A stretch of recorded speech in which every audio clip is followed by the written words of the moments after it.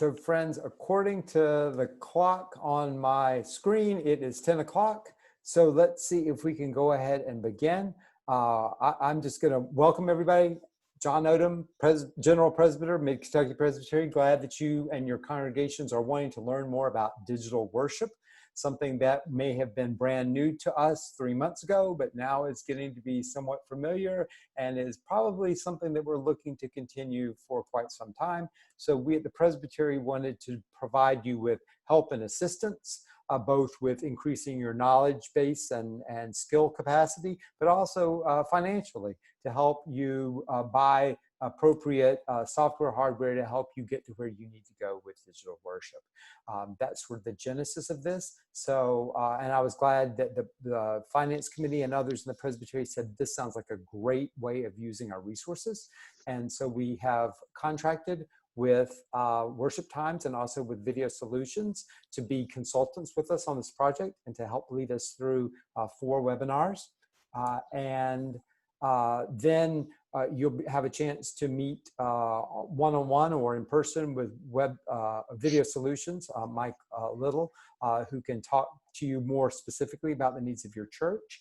And then we'll give you the money and you can do with it what you wish to help you improve your digital worship experience for you and your congregants and those in the virtual sphere who are looking for spiritual nurture and direction. So welcome, glad that you're here. I'm going to turn things over right now to Andrew and to Susan and let them take it from here. Well, thank you, John, so much. We're so excited to be with you all and really hope that these webinars will provide some support, some inspiration, maybe some affirmation of the work that you've already been doing, and maybe a little bit of everything.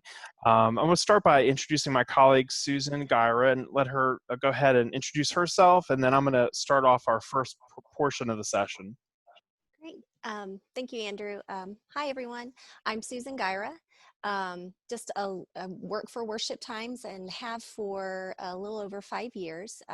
My background is in communications and ministry. So I worked in electronic media for about 5 years before deciding that I needed to go to seminary, and then worked in the church for about 16 years before coming to Worship Times. So it's marrying 2 loves, communications and ministry, and getting to help congregations and presbyteries and synods with their communications ministry.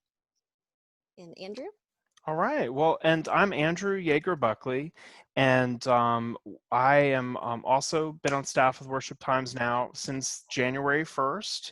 And before that, I served in various different capacities for a few different agencies at the Presbyterian Center going back to 2001.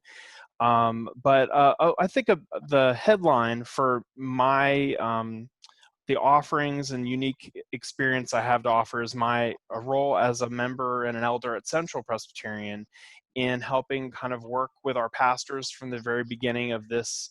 I'm going to refer to it as season, where we began to quickly need to pivot and think about how can we continue to gather as a community of faith, first focused around worship, and then in time, other leaders stepped up to offer other gatherings of Bible study, youth group. But our focus for this series of webinars is specifically around worship. And so it's a joy to be able to offer and host these gatherings, but especially because it's family. So I thank you for making this time and being with us, and we're going to go ahead and get started. So today, we're really focusing around the beginning. I hesitate to call it step 1 because there's many step 1s, but really the process of envisioning what it means to begin to plan for worship in a digital context. And so we're going to talk about the different types of questions that need to be answered before you even begin to think about the technology. In the end, we're still talking about planning worship. So towards the end of the presentation, I will offer some guidance on some of the technical tools or paths that you can take based on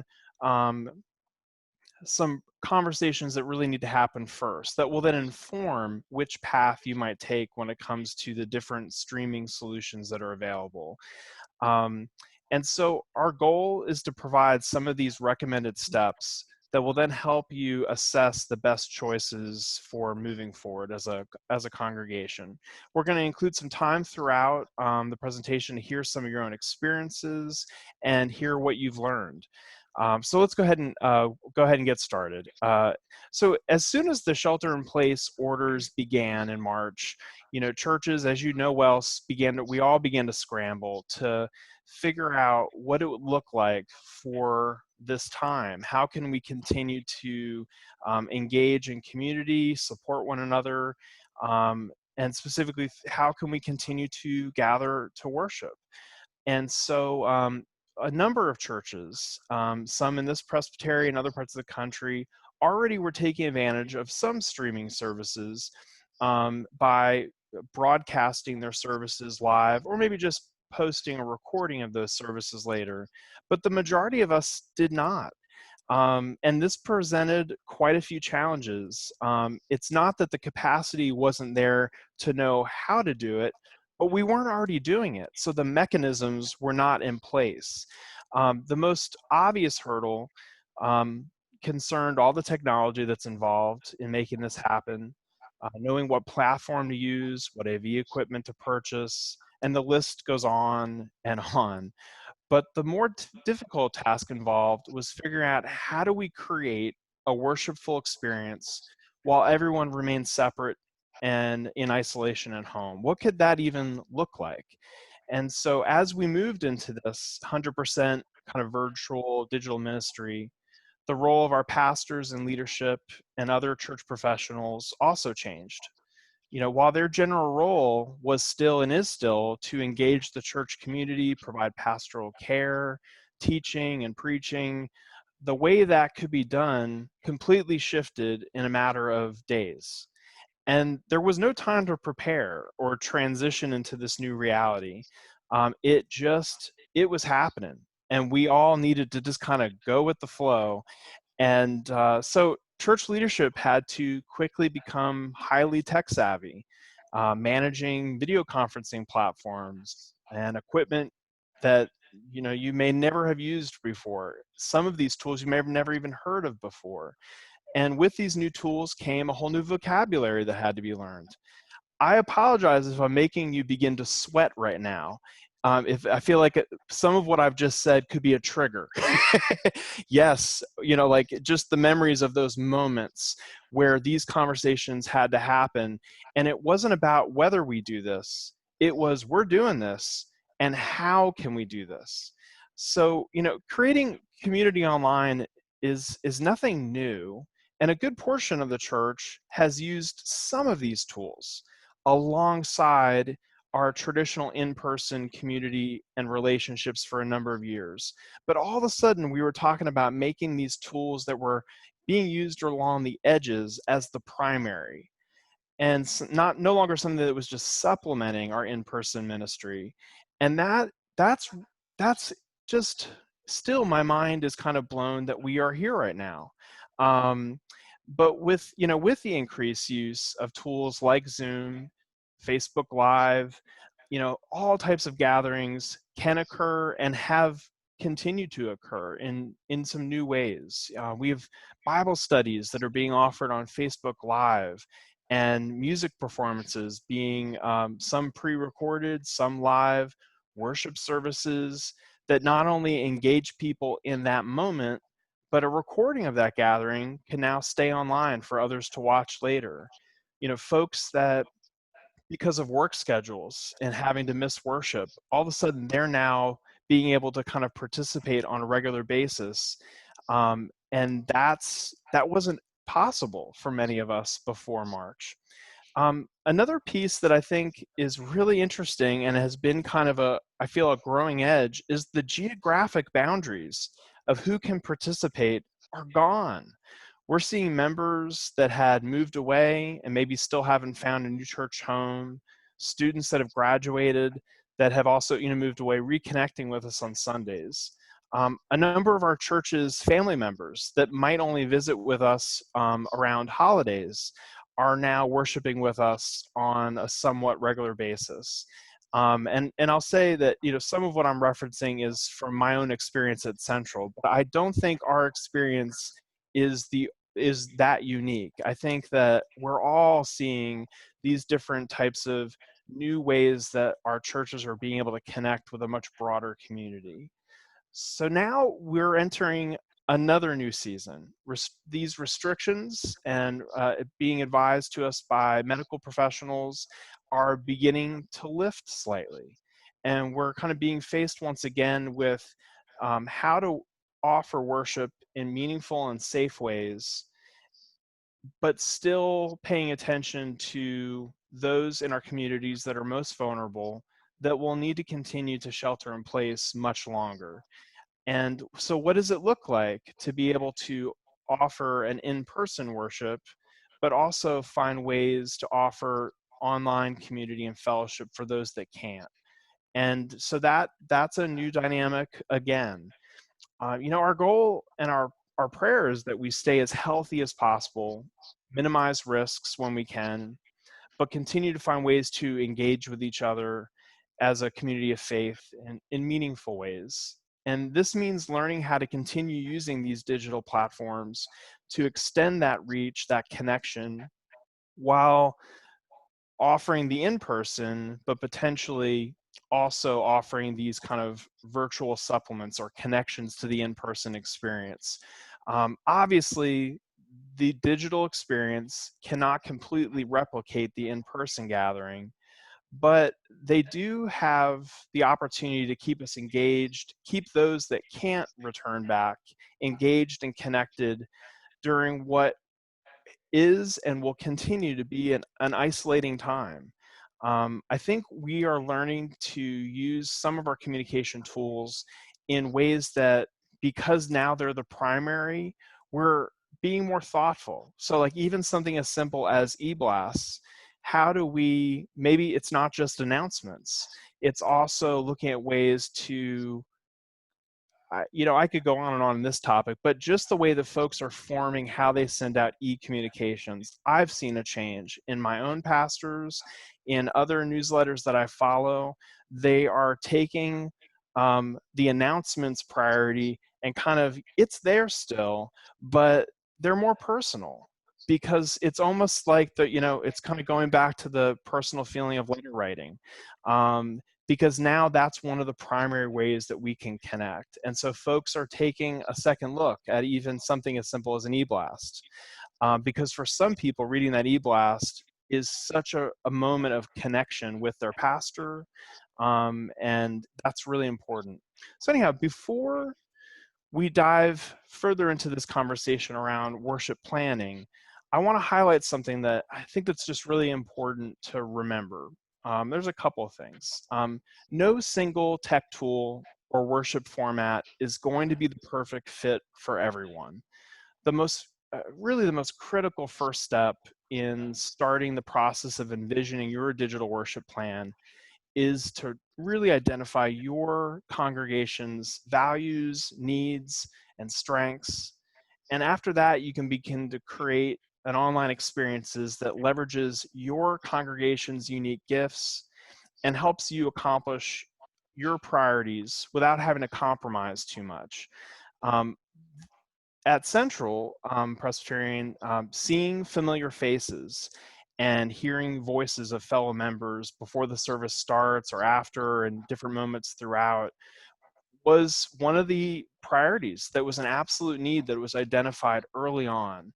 And because that was established as one of the goals or priorities, it made my kind of process of making a recommendation of what tools we might use, um, that those priorities informed the tools that we used.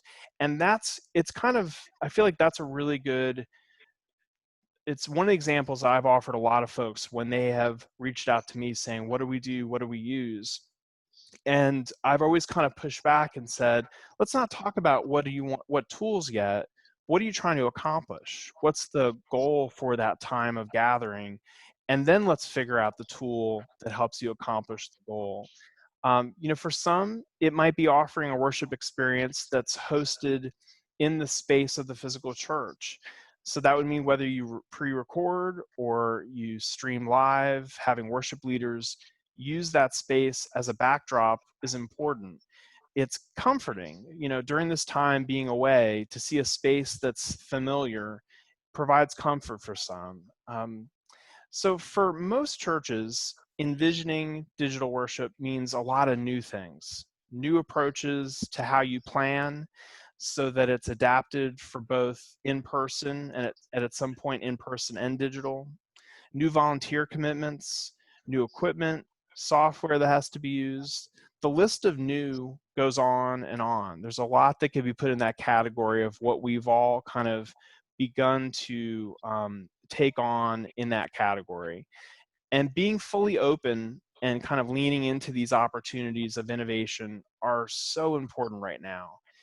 It's really tempting to get caught up in the moment, thinking that we need to accomplish everything that we dream up, or to begin to use the list of what neighboring churches are offering as some type of measuring stick of what's success or failure or right or wrong. And it's so important to find that balance between innovation and authenticity. I'm a really big fan of taking an honest look at all the possible tools that are available. But in the end, you've got to choose the approach that makes your digital worship an extension or an honest expression of who you are as a community of faith. If using this particular, and I'm just going to be generic here, the new and shiny feature is going to be a distraction, don't do it at first. Wait until you've had time to practice using whatever it is and find a way to introduce it in a natural way. Each congregation's worship experience is kind of like its own ecosystem. And, I'm not a church planner. I didn't go to seminary, but in my growing up experience as a child of the church and as an adult in leadership in the church, every church, you all know, it is its own little ecosystem. And you don't want to do anything purposely to shock the system so quickly that it causes a retreat or a pushback. At the same time, I want to encourage you to take on this moment and some of these challenges and opportunities that it presents. These last few months have been the ultimate challenge. I laugh when I think about some of the conversations we've had during session meetings over the years where some type of decision that would have brought about a significant change was defined as a little too much too fast. In many ways, I think we've learned that our members are capable of a lot more than we give them credit for. Now, I know this is an extreme example, but I've honestly just been amazed by some of the folks that have, figured out how to join a Zoom meeting on their cell phones when I know for a fact just a few months ago they were still struggling with texting. And all of a sudden they've taken a leap from inserting a photo into a text message to joining a worship service on a cell phone. That is a leap that I would not have even, I'm not naming names, but we all know those folks in our lives. Some of those folks are our parents. Some of those folks are our neighbors that, we've all helped from time to time, but that's an incredible leap. And also a leap of faith. We've asked folks to take some risks, to do some things that are uncomfortable, that they may have had fear. Facebook for so long has been that thing that kind of a wild west in some people's eyes. I don't want to join that. I don't want anything to do with that. And all of a sudden we find folks that are, seeing that as an opportunity or a tool. Folks that are experiencing podcasts for the first time.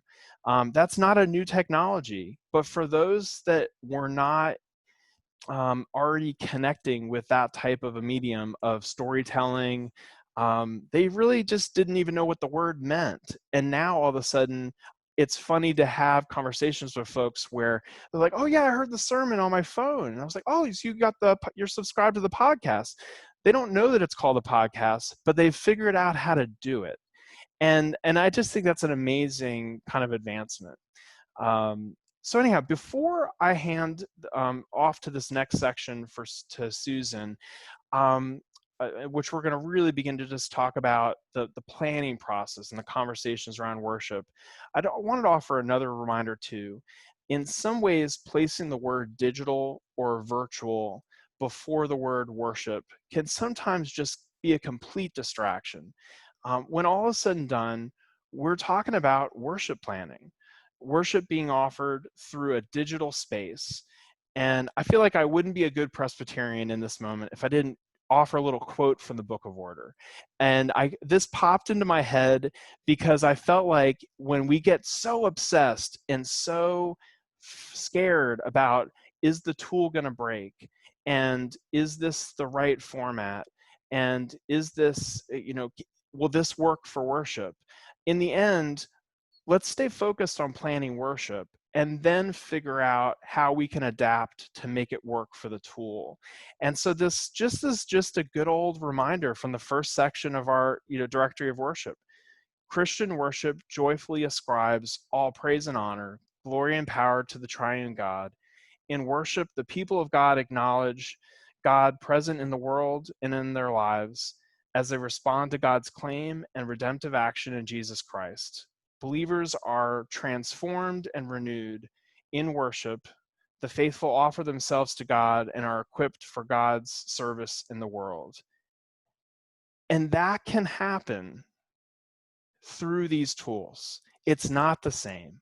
And I'm not here to try to tell you that, oh, it's exactly the same experience. But the heart of what we're doing we can still hold true to what we believe and what we stand for when it comes to the purpose of worship.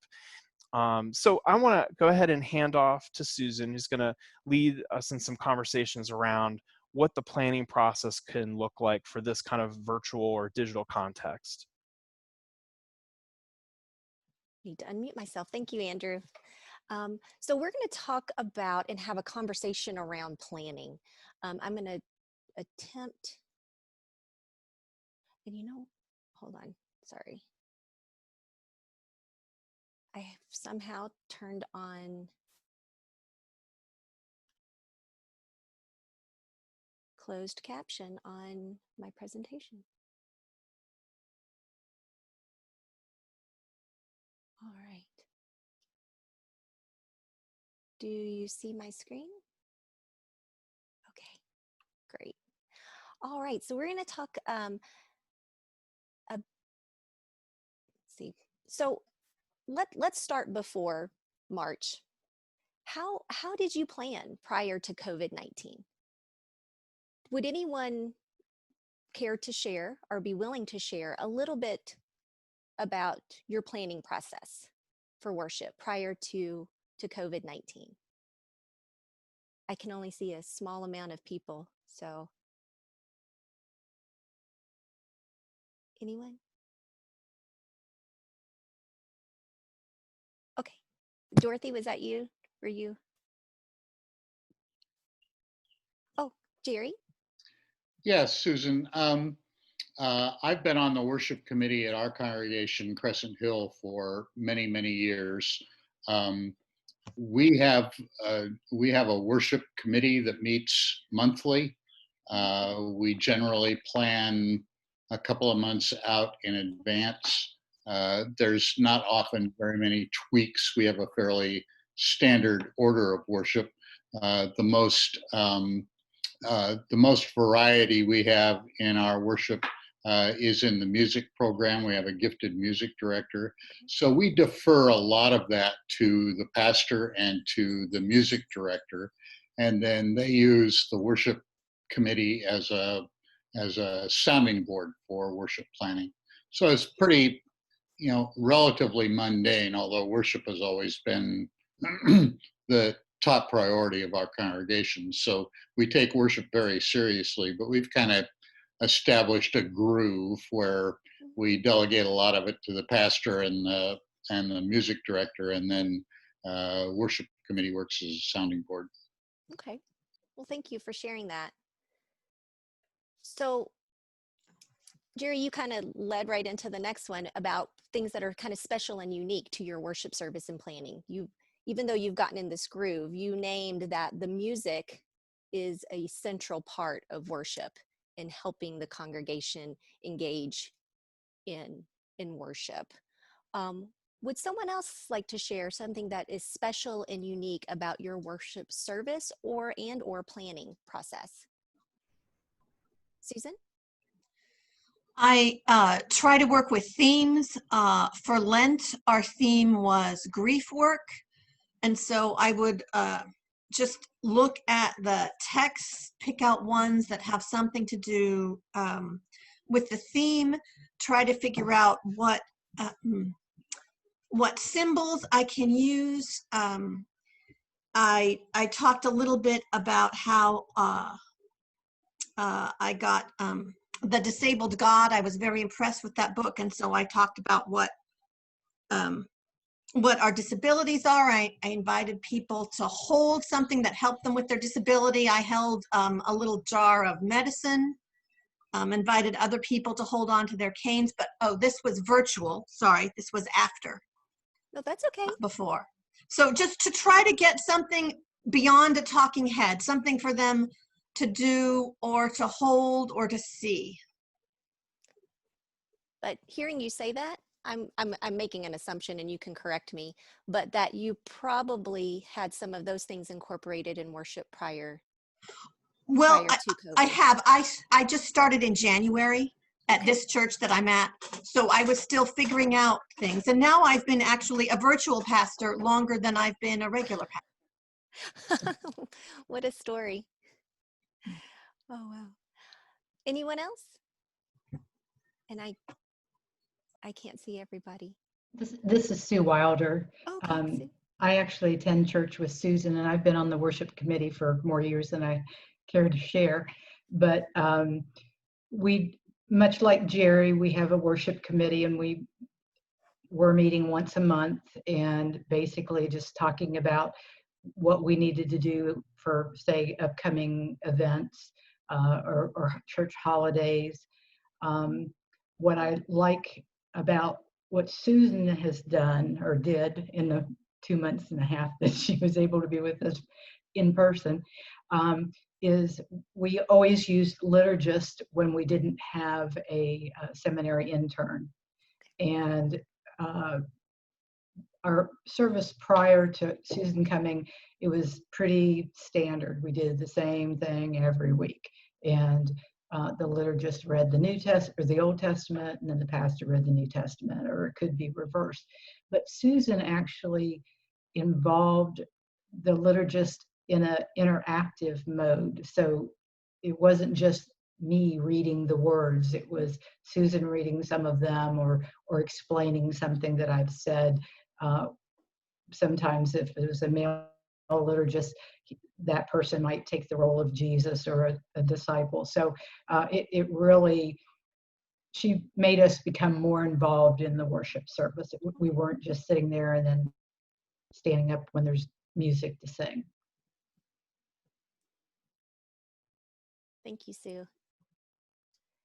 And so how did you connect as a community prior to COVID? What were some of the, and maybe just name one or two things that, if anyone would like to share, what are ways that you connected as a community? I'll go ahead and add to that. Okay. Every Sunday after worship, we had fellowship time, and people would volunteer for a Sunday and bring food.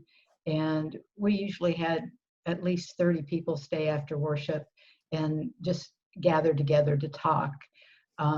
Last year, or actually September the year before, we actually started a group called the Owls, which is Older, Wiser, Livelier Saints. And it was for anybody that was 50 or older, or actually it was for anybody, but for the most part, it was for our older congregation members. And once a month we got together and we did everything from, we have a retired physician who talked to us about his first couple of years as a physician. We've gone to lunch together. We've had other speakers come in, and that was another way we connected. Thank you. Anyone else? I love that, owls. I'm writing that down. I'm not going to steal it, but definitely that's a great one. This is Ann Dybert at Central. I think of two of ways we connect as a community prior to COVID-19, and it's been important in what we do online, has been the prayers of the people, which people speak in their own voice. And then after worship, sticking around in the sanctuary talking to each other. And those are two of the things we've tried to move online as well after or during COVID-19. Thank you, Anne. So now we're going to think about worship, what it's like in this new way, and what adjustments have you made? Anne, you kind of had a great segue into that. You're continuing to do that fellowship time after worship, prayers of the people. Sue, are the owls still meeting virtually? No, we have not Okay. done that. Okay. Can anyone else name a major, an adjustment of maybe something you were doing prior to COVID that you're continuing to do, just in a new way?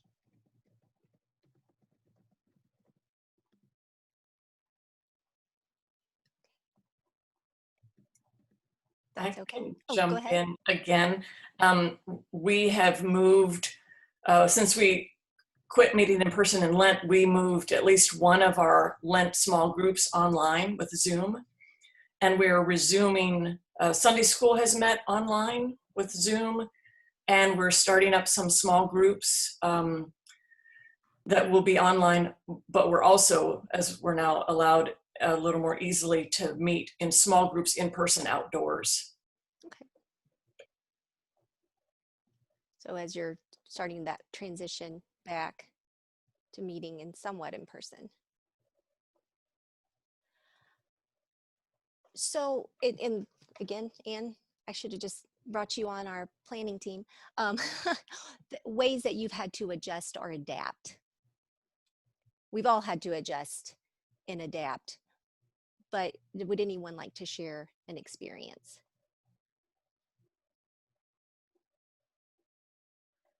Well, this is Sue. Our worship service is done two ways. It's recorded, and a link is put on Facebook and sent out usually late Saturday night. But Pastor Susan also includes a paper copy of the sermon in case people can't connect for some reason, and she mails copies to a number of people that don't have internet access. There was something else I was going to say, but it's like gone out of my head right now. Well, if you think of it, well, go ahead. We just started up. We have a group that we call the Tuesday Study Group, and we were meeting fairly regularly until this. And after several weeks, Susan found a way to connect us. And we're not using Zoom for that. We're using just a dial-in number so that everybody can call in. So that's been interesting. Okay. Can you say more when you say it's been interesting? What's been some of the experiences of using that particular tool to try to gather? Well, of course, with Zoom, you still can have people talking over each other, but not being able to see who's there and who wants to talk. We have one person that is very vocal and obviously has her phone right up next to her mouth, and you hear her talking through the whole thing. Yeah, that kind of thing. And then Susan's tried to go around and say, okay, today the order is Sue, Nan, Jane, Mary, whatever. And it's still tempting to speak up and interrupt others because you want to share something. So that's been the biggest challenge, not talking over each other. Thank you, Sue. So Andrew talked about needs. And I'm going to bring up an example from our work. I met with a Presbyterian group last summer, and before we could even get started, and so a lot of times when we meet with our a new client, we were like, we want to dream with them. How can we help enhance your communications? But the first thing, before I could even get a word out, they were like, boxes. We want boxes. It was like, boxes, okay. And I said, well, let's take a step back. Let's find out who your audience is and what your needs are.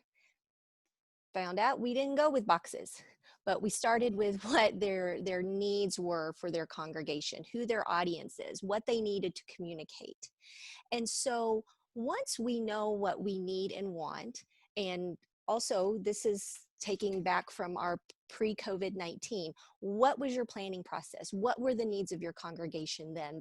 Those things aren't going to change. They may increase as far as needing to connect, needing pastoral care. There's some things that may increase, but the heart of your congregation didn't change when COVID-19 happened. The need to be authentic with your congregation didn't change. The need to connect, the things that you were doing prior to COVID-19 didn't change. And so we need to remember that while we're planning worship and preparing for worship in this new way. This new way, it's different. It's not what it was before. And I know that's like stating the obvious, but we also need to, and we're going to talk about this in a little bit, make sure that we show ourselves grace and each other grace, and that this is uncharted territory. Though some people have been live streaming and doing online offerings for a long time, it was just kind of an aside, or here's an added value. It wasn't the main focus, which it is now. And what we do from one week doesn't have to be what we do the next week. Adaptations can happen. And I know a couple of you mentioned, well, we did this and then, oh, well, we needed to shift a little bit to do something a little bit different, because either that didn't work, or it just didn't meet our needs, or it just didn't feel like us, like our worship was authentic.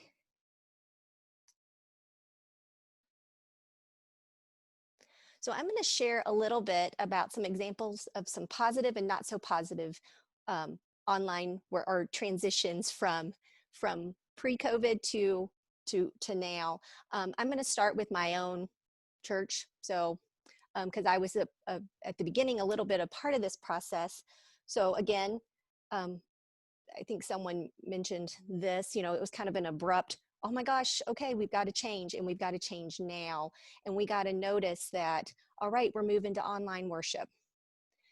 So everyone recorded on the pastoral staff, recorded their parts of worship and sent them in, and we edited a video. But it was a little disjointed, and that's fine. We were transitioning. So we did that for a couple of weeks. And then someone in our church obtained a really high-tech camera. And then it became a production. And it was odd. It didn't feel real. And I'll say this, even my teenage sons sat there and laughed because it had all these slides and transitions, and it looked like a professionally done video. And my 14-year-old son looked at me and said, this just doesn't have the pizzazz that in-person worship has. First of all, that shocked me, because I thought, okay, I didn't know that he thought our worship services had pizzazz. We're kind of high church. So, for a 14-year-old kid to say that, it kind of took me by surprise. But he was right. It wasn't authentic to who we were as a congregation. It felt, even though we have a very formal worship service, it is still, it's one of the most welcoming churches I've ever been in. And that's why we became members, because we just felt such a warm welcome there, and worship felt cold. And so this coming Sunday, we're moving to live stream worship. That will be one service, the pastor solo in the sanctuary, live streaming. Well, there'll be a tech there, but as far as being in the pulpit, and we're hoping that is going to add back the authenticity that we saw at the very beginning, where everyone was just recording at home from their cell phones, because that felt real. People were just being real in their homes. Yes, you may have heard a toilet flush or kids screaming or yelling, but that just felt, it felt real. The big production just didn't fit our needs. Now that may fit your needs in your planning, but it didn't fit our needs. And so going back to the last point, adjustments can be made, and we're making them weekly. Another example is a Presbyterian church out of Atlanta, Northminster. We work with them weekly, and they invited me to their first planning team meeting after COVID. Even though we help with their online presence, I had never been invited to their worship planning because they knew this was going to be different, but they still had all the people around the table, just virtually.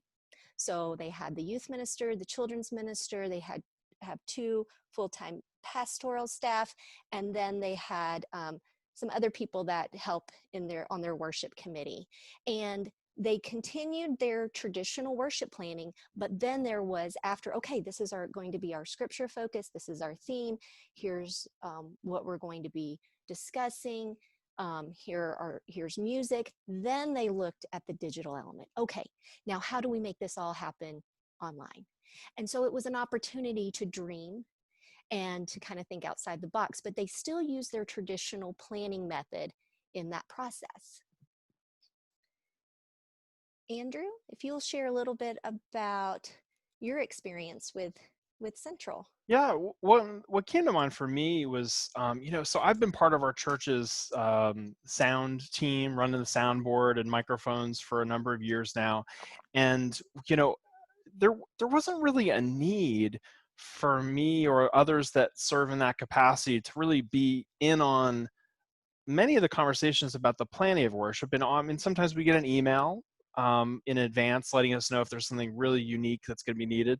But often it's just, Sunday morning, check in for a moment with one of the pastors if there's something unique, and we just kind of do it because there's not that many moving parts. And so one of the things that's been that we kind of had to live into was, there's still kind of the worship planning process that happens, but then we've begun kind of a Saturday morning.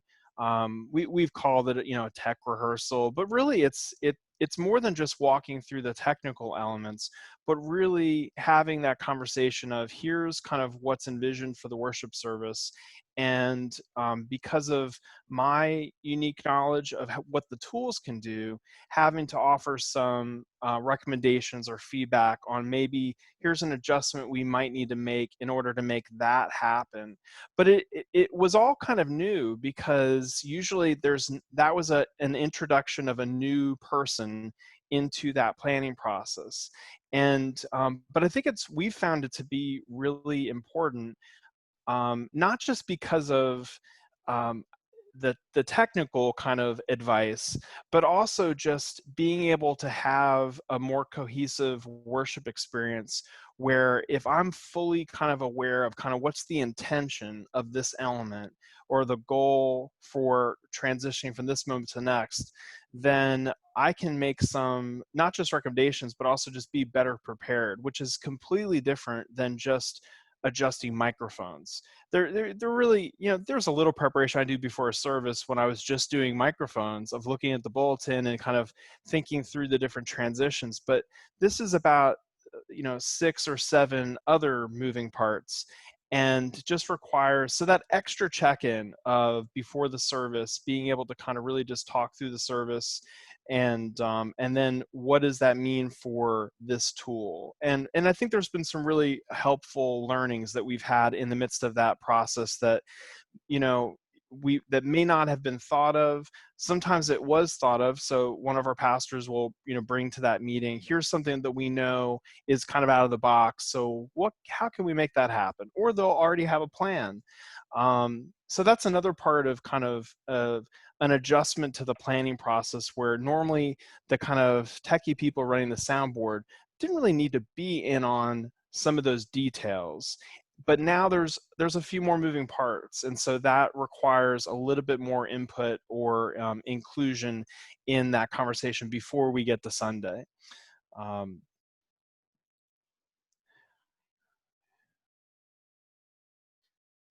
All right, now let's talk a little bit about what are some things that you always wanted to do but worship space wouldn't allow.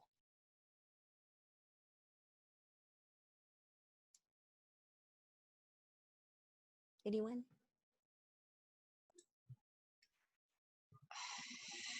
Susan? Yeah, I like showing pictures during my sermons so people can see what I'm talking about. And now that we're going digital, it's real easy to insert pictures. For example, the church I'm serving now has a huge painting of the Last Supper as a triclinium, which is a three-sided bench and table thing. That's how they had formal dining in Bible times. And I was just able to put that up while I was talking about it.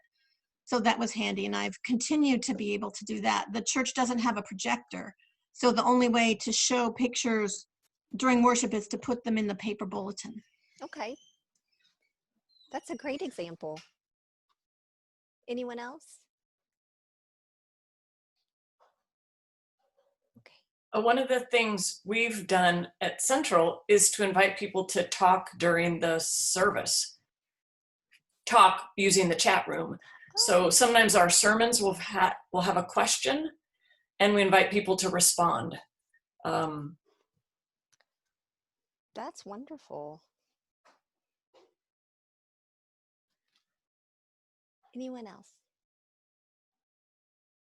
So as we move from our traditional worship planning, like what Susan and Ann shared, those things that we couldn't do before, either because we didn't have a projector, we didn't have a screen, we didn't have, talking during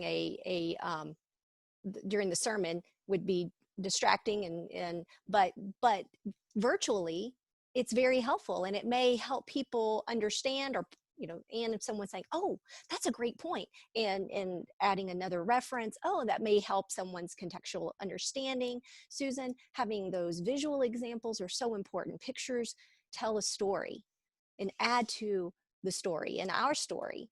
And so those are some of the things that we, as we're planning, thinking of, okay, what couldn't we do before, but we are able to do now that may be authentic to our worship.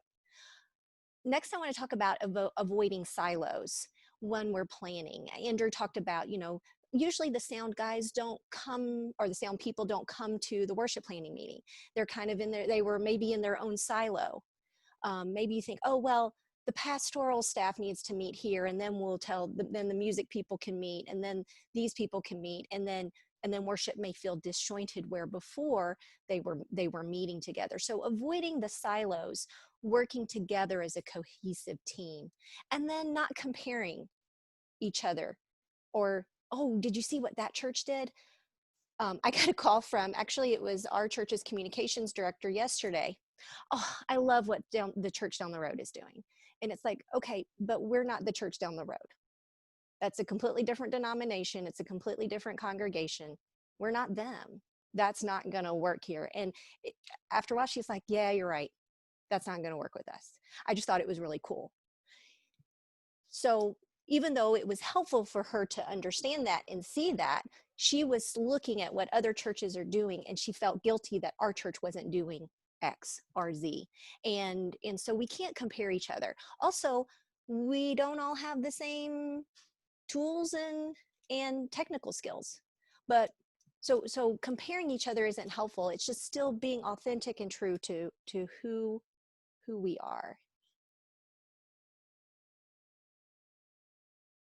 All right, now we're going to talk about, I don't know why my little timing things don't work, but about being true to who you are, but also what is your capacity for what you can do.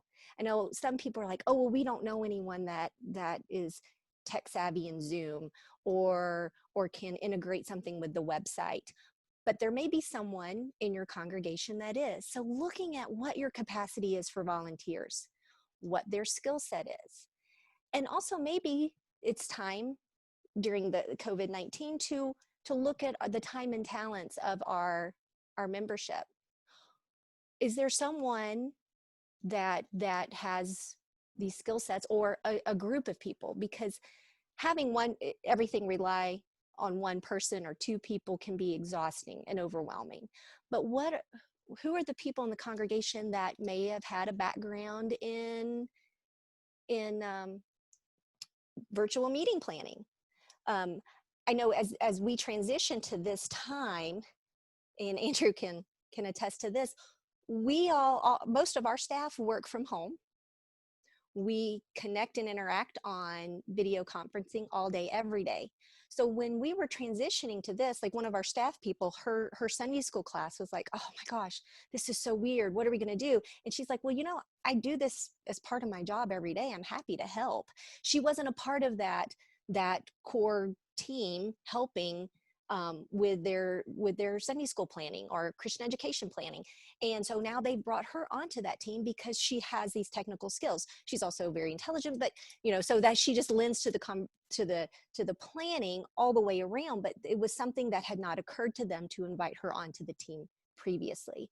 I know Andrew's talked about some having people that are just friendly, love to talk, could come onto an online meeting and be greeters, welcoming people as other participants and staff are trying to gather and prepare.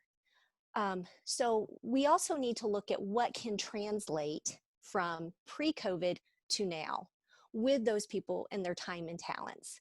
Let's see. Is that it? I think that's the end. That is. Thought I had one more. I apologize. But we can, no, I can't stop sharing my screen.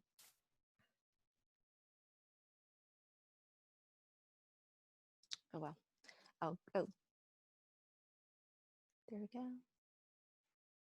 I apologize. I'll just keep talking and then we'll figure this out.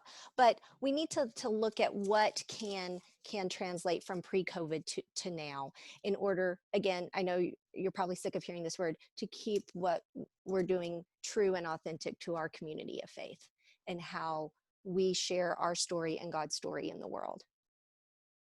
Andrew? Yeah. So after you've completed, and it's not completed, that's the wrong word. This conversation is an ongoing conversation that you should be having, and continually reassessing. Is the kind of adaptations that we've made or changes or tools we're using, are they still meeting the needs that we have right now? But after you've kind of worked through these conversations and began to kind of, as we've spoken about, evaluated your congregations, your goals, your values, paying attention to kind of your volunteer capacity, who are going to be the folks that help kind of produce or manage these tools, you'll begin to need to start evaluating then which tools make most sense for your needs. And so, these conversations really should inform that, and not the other way around.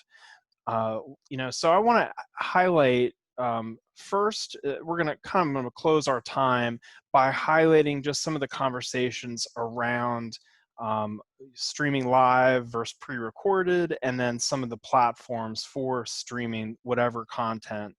So this was a hot conversation early on, with passionate opinions on both sides. Some really believing that worshiping live had that certain type of energy and experience, and that it's a choice. It's not right or wrong. It definitely allows for some of those last minute changes in the message or inclusion of important announcements, those kind of last second inspirations. If you pre-record, those changes just wouldn't be possible. Live also means a need for more patience. There'll potentially be, more mistakes that you can't edit out with a recorded a video. And to be honest, the mistakes are okay. That's one of those things, part of what Susan was mentioning earlier, of just having grace and knowing that we are experiencing worship in the midst of a format and a platform that is unique, and there's going to be the microphone or slide transition mistakes, and that's okay. This is still, it's not like in-person worship didn't include the occasional child that starts screaming wildly, or somebody who drops all the hymnals in their area, the metal chair in the back of the sanctuary that falls. There were distractions before, and it was okay then, and it's okay now. So if your worship plan is complex, including multiple leaders, special music, and a number of moving parts, then I'd probably encourage you to pre-record. Pre-recorded does allow some greater flexibility for those participating as leaders. They can record their portion whenever they want to. I know a number of churches that have made the decision to pre-record because leading worship from the sanctuary was a priority, but they didn't have high-speed internet at the church, so live streaming wasn't going to be an option. So that's, just some of the things to consider when it comes to the debate or the conversation between live versus pre-recorded. I've said it before, I might sound like a broken record, but there is not one that is better than the other. It really comes down to what is going to work best for you.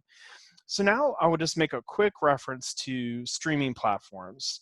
That's the next step in this kind of decision making. A streaming platform is honestly just the website or location that people are going to visit to watch your either live service or pre-recorded. So tools like Zoom make sense for churches that are planning a live service with multiple worship leaders in different locations. Zoom makes it easy to switch between these different leaders while also providing a feeling of virtual community. If your worship plan only includes one leader and maybe the features of Zoom are really more than what you need, then live streaming directly from your Facebook page is a really good solution. Anyone can visit a Facebook page to view your live service. A Facebook account is really only required in order to post comments or to interact with that live service.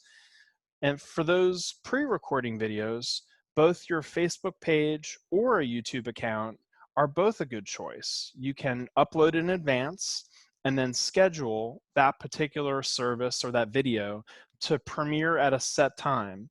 At that appointed time, the video will begin to play, and those that are gathered to participate can interact via the chat feature in each of those systems. And so, so that's just a brief overview. I know many of you, have already kind of chosen the tool that works best for you. But one of the things I want to remind you of is that in this transition moment, when we may be looking at plans for in-person and digital, the digital choice that you made for 100% online may no longer be the best choice. And so don't approach that with the natural anxiety that it might create of, oh, we already know how to use Zoom, so we don't want to switch. We're just going to keep using Zoom. Well, Zoom may not make sense if you're talking about in-person and online. There are ways to make it work, and I'm not going to go into that right now, but that change of having in-person and digital requires reassessing what tool is the best for that format. How can we, there is just a natural tendency of going, oh, that's one less thing that we have to worry about. We already know we do YouTube Live or we do Zoom. We're not changing it. Well, I would push back a little. And in the end, maybe what you've been using is the best choice, but just make sure as you make these different adjustments that you don't lock yourselves in just because change isn't something that you really want to deal with again. One final note I'll make is you may end up deciding that you use both. Sunday school makes sense in Zoom. It offers the interaction. It offers a private gathering. Worship may transition to being just a live stream. There may be some Bible study gatherings that you want to make open to the general public. So using Facebook Live and allowing folks to interact through that tool might make more sense. I probably, once again, I've probably said the phrase broken record, but there is no one path that is the right path for all of these choices. You've got to have I encourage you to have the confidence in knowing that you can also experiment. So maybe as we rejoin, we're going to decide that we're going to choose this approach, reassess in January. And it's not failure. These are all tools that are now being repurposed in ways that many of us had never thought about using them. And so we need to kind of give ourselves permission to experiment and kind of say at the end of a certain period of time, yep, this is not working. We need to find a new tool, a new approach. And so I hope that there's a lot of these different areas that both Susan and I just kind of hit upon, that each of which could be their own 45-minute to an hour conversation. Just just even mentioning these tech tools just now, each of those, I could probably go on and on for a long time, to the point where you would want to be slamming your head against a wall because Andrew stopped. But we wanted to give you just kind of that essence of kind of these conversations that really need to happen as you're thinking about your worship planning process. And then from those, what path, when it comes to the digital tool, informed by those conversations, might be the best choice, and some of the options. And so I just so grateful for your being here today, and look forward to continuing to be with you over the next two more weeks. And Susan, do you have anything you want to say to close? We're right at 11, which is amazing. Just that if you, Andrew just hinted at the tools, we're going to dig deeper into those various tools, how they work, how to set that up, answer a lot of questions next week. So if you want to learn more about those specifically, but you can reach out to me or Andrew and ask us any questions. We're here to help any way we can.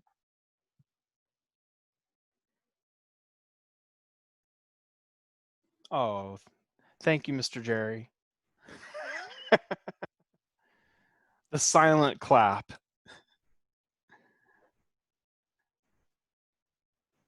Well, if there's not anything else today, John, do you have anything that you want to say before we close? Or just grateful again for your presentation, for the opening conversation up to us, and for the community gathered to learn more about how we worship God in person and digitally, and thinking about all those important pieces together. We will continue, same time, same channel. I will try to send out the links as I did this time the night before. Please feel free to join whichever meeting you can. And we are recording them. And once I figure out the best way of posting them, they will be posted for folks to refer back to at a later time. So thank you all, and blessings. Have a great week. Take care. See you next week.